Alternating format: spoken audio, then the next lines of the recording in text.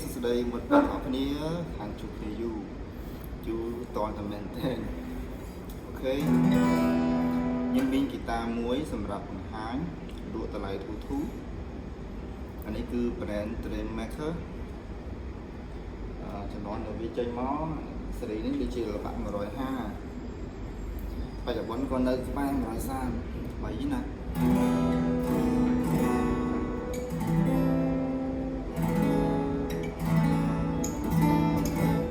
ហើយ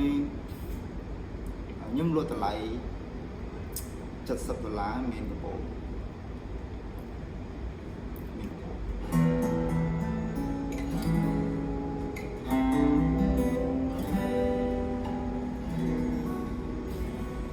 ហើយចំពោះហ្គីតាផ្សេងបើសិនជាបានលក់ហើយហ្គីតាផ្សេងតម្លៃប្រហែលគ្នានេះគឺមានតែថ្មីមានតម្លៃ39មានតម្លៃ79 89 99 95 100មាន115 120 130 150 180គឺខុសគ្នាតិចទេខុសគ្នា10%ទេអញ្ចឹងណាអញ្ចឹងបងប្អូនចង់ចាយតម្លៃណាអាចcomment មកក្នុងវីដេអូខាងក្រោមនោះមកឬក៏ comment ជា ID Telegram ក៏បានដែរ comment មកដើម្បីខ្ញុំអាច add ទៅអញ្ចឹងក៏បានដែរហើយឬក៏ add មកខ្ញុំក៏បាន ID Telegram ខ្ញុំវាយតែពាក្យ add មកហើយដាក់ហ្គីតាតែហ្គីតា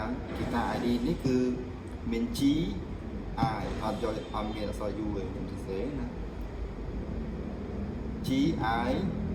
តមក T A R S A M នេះគឺជា ID ឈ្មោះរបស់ខ្ញុំនៅក្នុង Telegram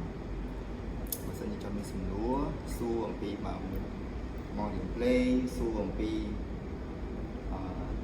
ទិញឧបករណ៍ណាមួយតម្លៃយ៉ាងណាចង់អីយ៉ាងណាចំណៃគឺអាចសួរបាន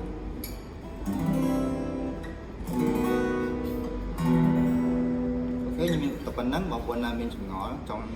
ចាប់អារម្មណ៍ទិញហ្គីតាមួយនេះឬក៏ហ្គីតាផ្សេងតាមដែលអាចចិត្តចង់បានតម្លៃដែលចង់ចាយគឺអាចតាក់ទងសួរបានអរគុណជួបគ្នានៅវីដេអូក្រោយៗ